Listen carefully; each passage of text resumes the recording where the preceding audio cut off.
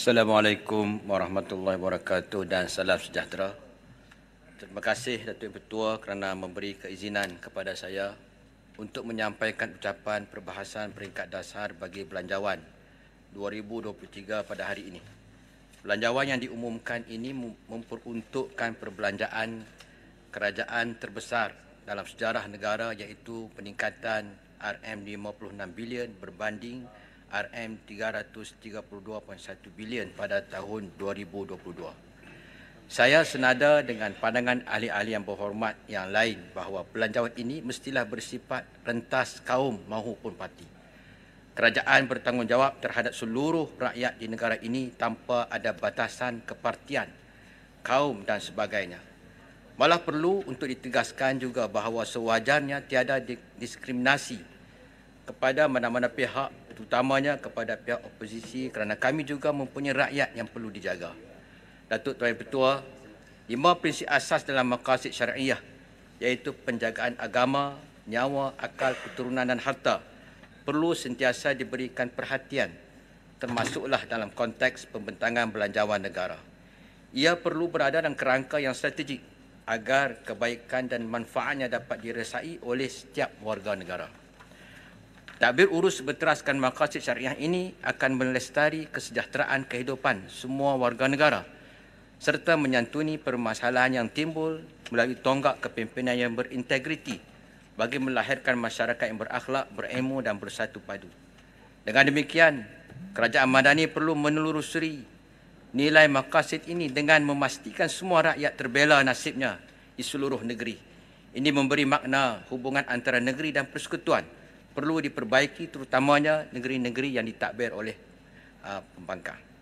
Tidak sepatutnya hak projek Kedah Aerotropolis di negeri Kedah dan royalti minyak untuk Kelantan dan Terengganu dinafikan sedangkan ia untuk rakyat. Politik dendam dan menafikan hak perlu ditinggalkan oleh Kerajaan Madani. Dengan itu, masa yang terhad saya akan cuba untuk mengemukakan beberapa pandangan dan soalan yang perlu diambil perhatian dan penelitian oleh pihak kerajaan. Datuk Tuan Ketua, saya ingin menyinggung sedikit berkenaan pelaksanaan keselamatan makanan di Malaysia. Salah satu daripada pelan tindakan yang diletakkan kerajaan dalam dasar agro makanan negara 2.0 di bawah subsektor padi dan beras adalah menggalakkan pengurusan guna tanah yang akan memperluas operasi persawahan. Pelan tindakan yang dinyatakan ini merupakan tunjang utama ke arah mencapai sasaran 75% tahap saradiri padi dan beras negara menjelang tahun 2025 dan 80% menjelang tahun 2030. Jika tiada usaha mengekalkan penggunaan tanah sawah, sudah tentu segala perancangan ke arah menjamin keselamatan makanan tidak dapat direalisasi.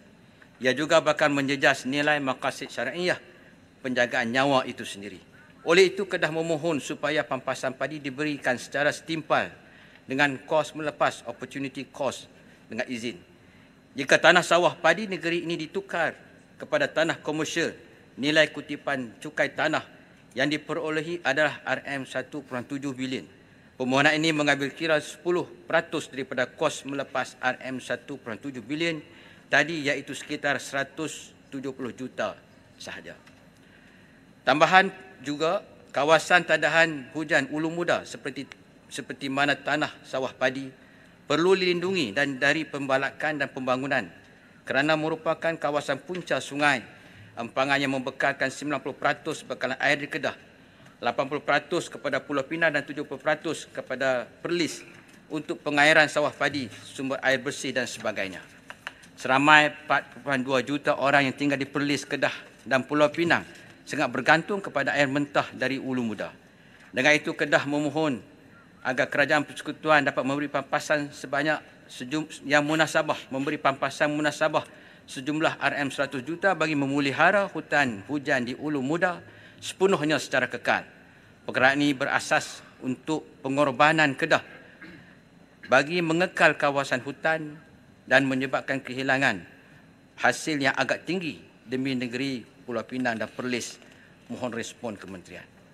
Datuk Yang Ketua, pendidikan merupakan nadi utama yang menyokong tiang seri pembangunan negara. Kerajaan hari ini mengambil langkah meneruskan tekad kerajaan-kerajaan sebelumnya dengan Kementerian Pendidikan akan terus menerima peruntukan tertinggi dalam belanjawan 2023.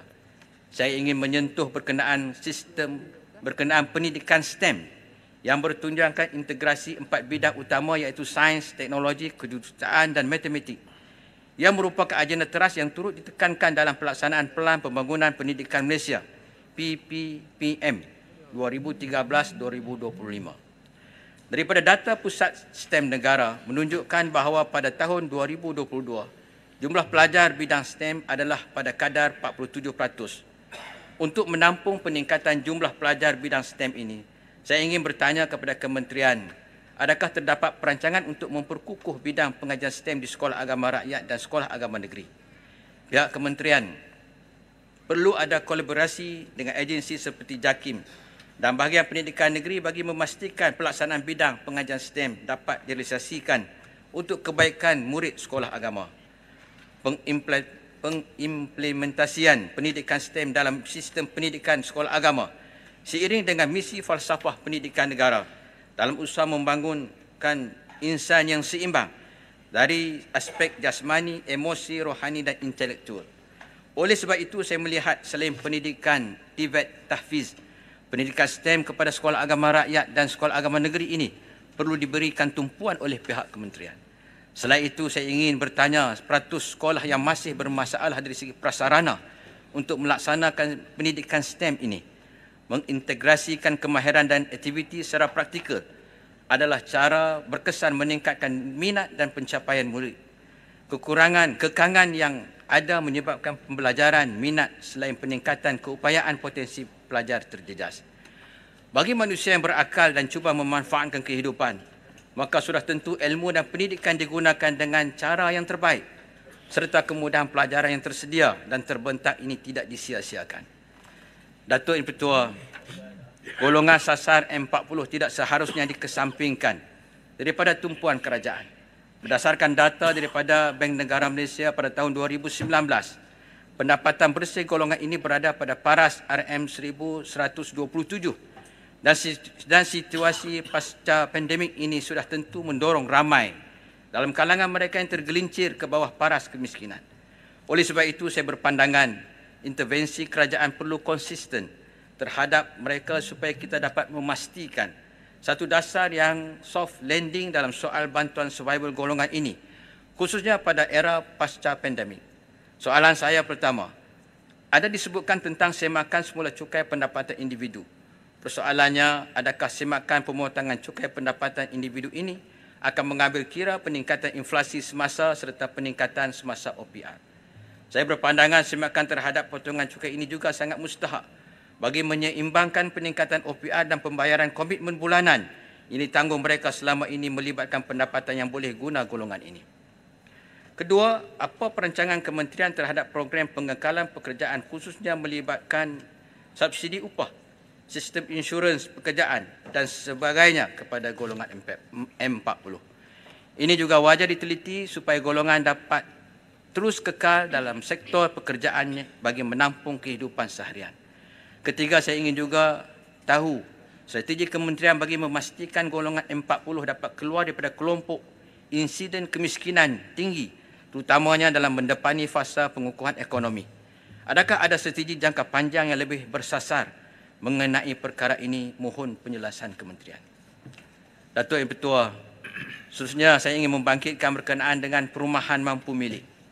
Kementerian Keuangan menjelaskan bahawa terdapat lebih 34,000 kediaman tidak terjual siap dibina bernilai RM21.7 bilion yang dicatatkan dalam separuh masa pertama 2022. Ketidakpadanan pendapatan dengan harga rumah mampu milik yang ditawarkan menyebabkan angka tidak terjual ini melonjak secara signifikan. Bayaran bulanan agak tinggi tambahan dengan kos sara hidup yang kini semakin meningkat menjadi faktor tambahan terhadap polemik yang melanda. Saya berpandangan ia adalah satu isu lama yang masih membelenggu sektor perumahan negara pada hari ini. Jadi kemungkinan fokus utama golongan B40 dan M40 ini adalah mengenai kelangsungan hidup berbanding memiliki rumah. Rumah yang asalnya mampu milik telah bertukar menjadi hanya mampu tengok. Berdasarkan tiga strategi yang dirangka dalam rancangan Malaysia ke-12 menambah baik akses kepada rumah mampu milik, mempertingkat tadbir urus dan memastikan perumahan inklusif.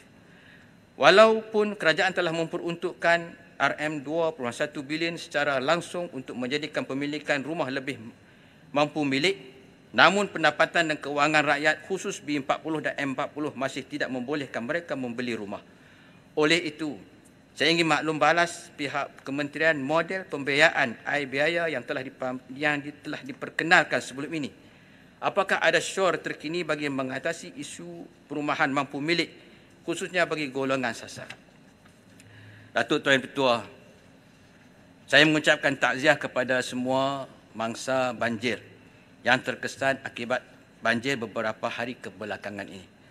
Pada 23 Februari 2023 juga, Jabatan Perangkaan Malaysia telah mengeluarkan laporan khas impak banjir di Malaysia 2022 yang menyatakan nilai kerugian banjir di Malaysia.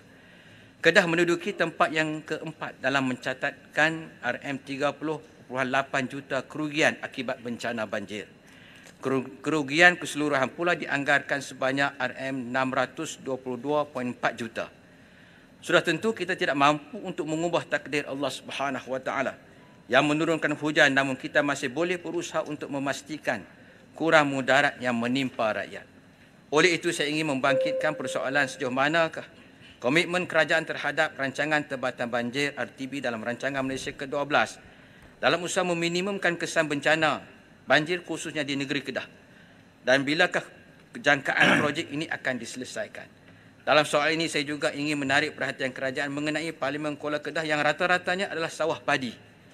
Di sana perlunya ada plan kontingensi yang efektif jika berlaku air pasang yang mendorong limpahan air masuk ke dalam tanaman sawah. Tanpa penyelesaian terhadap pembinaan tempatan banjir dikhawatiri akan turut memberi kesan besar terhadap keterjaminan makanan padi dan beras negara. Mohon pandangan kementerian. Datuk Ibu Ketua, sikit lagi. Saya ingin melanjutkan isu di Kuala Kedah iaitu berkenaan dengan air pasang besar yang berlaku kepada rakyat di Pekan Kuala Kedah. Keadaan air yang naik mencecah 2.95 meter sehingga melimpah ke beberapa kawasan November tahun lalu amat membimbangkan masyarakat sekitar. Saya ingin membangkitkan apakah langkah kerajaan mengurangkan risiko limpahan air pasang besar yang sering melanda Parlimen Kuala Kedah. Seperti sedia maklum, masalah ini tercetus akibat daripada paras air laut yang meningkat sehingga membawa kepada limpahan air dari benteng. Oleh itu saya mengharapkan agar perkara ini mendapat perhatian khusus kementerian dan agensi yang bertanggungjawab. Implikasi besar serta kerosakan yang ditanggung oleh rakyat di Parlimen Kuala Kedah saban tahun perlu ditangani dengan segera. Semoga persoalan dan cadangan yang dikemukakan ini mendapat perhatian dan jawapan daripada kerajaan demi kebaikan rakyat. Orang Kedah timbang neraca adil saksama ingin balasan. Selesai sudah bajet dibaca, moga dijawab setiap perbahasan. Sekian, terima kasih.